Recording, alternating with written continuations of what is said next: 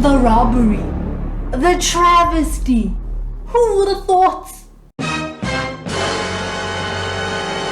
Nah, I'm joking, it was not that bad. So for today, we're talking about the FIFA World 11, the best out of the best combined into one team. That's the vibes today. 17th of Jan, that is when the award ceremony took place, but that is also when I gave my predictions, not just with the World 11, but with majority of the categories where they dished out awards. So if you want to check out that full video, the link will be in the description below, but if not, that is okay, because I'm mostly gonna touch a little bit on it with this video and the next video that will be coming up in a few days. So for today, we're just mainly focusing on the World 11, so discussing it, giving my thoughts and all of that jazz. So firstly, when the World 11 came out, there was not a lot of eyebrow raising. Okay, I can't raise my eyebrows. I'm gonna get The Rock to do it for me. So there were not a lot of eyebrow raising moments, but there were some eyebrow raising players, particularly the ones up front. So if I compare the two, so this is my World 11. So I went for a 4-3-3 because I don't know, I just feel like, defenders need to be appreciated a little more.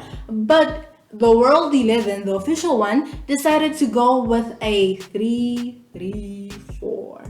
And I didn't expect. I was like, what? Because if you watch my prediction one of assembling my team, I really had a hard time choosing forwards. There was a lot of talent. Benzema, Neymar, Kylian, Haaland, Ronaldo, Messi, Lewandowski, Salah. And this is what I literally said. Then we move on to the forwards. Oh my word. How am I supposed to just choose 3? So when they went for a 4 in front, I was like, damn, why didn't I not think about that? And I was like, okay, maybe I didn't think about that because in my mind, this is a team that might be playing. So therefore having 4 up front is very strange. It just makes sense to have a lot of defenders. So let's talk about it. So let's start with the goalkeeper. So they have Donnarumma and I went for Mendy. And the thing with the goalkeeper position is that I went for Mendy because he won the Champions League with Chelsea. He had so many great saves in the Premier League and also in the UCL. He was one of the key players largely responsible for Chelsea, winning the UCL. So therefore, that's why I put him in the 11. And then when it came to the best goalkeeper award, I went for Manuel Neuer because I couldn't particularly choose between Donnarumma and Mendy. But it was between Donnarumma and Manuel Neuer, mostly because Donnarumma had a stellar Euro 2020 campaign, and also for AC Milan, he's great, but I think it's mostly what he did during the Euros. That boy was on a different planet. And I was completely wrong with the goalkeeper award, by the way. I gave it to Manuel Neuer, and as we know, it went to Mendy. But yeah, that's good. I was not really angry about that because I can't expect it. But we're not talking about that yet. That will be for a different video.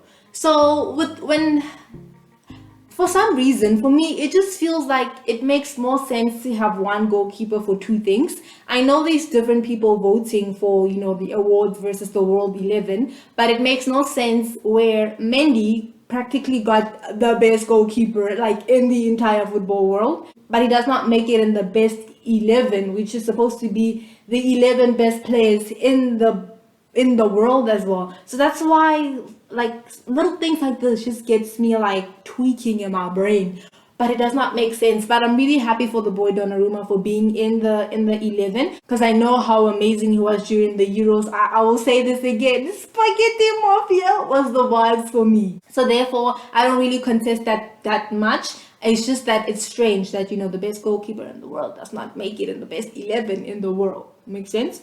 And then let's move on to defense. Oh my word, I literally got the entire defense correct but Trent Alexander-Arnold, because I did not expect for them to go for a 3 at the back and then just billions of forwards up front. So literally I got Bonucci right, I got Ruben Diaz right, and I got David Alaba. And with Bonucci and David Alaba, this is literally what I had to say about them. So defenders, first of all, I'm taking David Alaba. any time of the day. He was amazing at it was amazing when he was in Bayern Munich, and he still continues to kill it in Real Madrid. And then my third defender that I would put into this world best 11 is Leonardo Bonucci. Bonucci is a whole brick wall again, and he does so amazing for Juventus most of the time, and also in the Euros, he and Chiellini were really actually so amazing. So I would also take Leonardo Bonucci any time of the day. And then with Ruben Diaz, like, I literally knew that, he's literally one of the greatest, center backs for City. So therefore, it was like a no-brainer for me to put him in here. I was surprised that 1, Trent didn't make it, and 2, they decided to go for 3 defenders at the back. I was like, what? So that was like a -1 if there was a score. And then we move on to midfield. Look at it. Identical. KDB, Jorginho, N'Golo Kante. Like, when I saw the midfield list, the nominees list, like, I literally said that in my video. Like, it was so easy, it was so fun. There was literally, again, a no-brainer to choose KDB, N'Golo Kante, and Jorginho, because it's just that flipping amazing. And I put in 2 Chelsea midfielders because, again, it was because of their UCL run, and also with Jorginho, it's because he won like 1 million awards, the Euros, the Super Cup, the UCL. Am I forgetting something else? Oh no, I think it was only those 3. But anyways, he won like a lot of trophies that year, so he had one heck of a year. And then you have N'Golo Kante, who's kind of like the Casemiro of Chelsea. He puts in so much work in the midfield. Like, I see this man run like crazy and recover balls, and then he just pops you with that smile, like, ooh, Kante.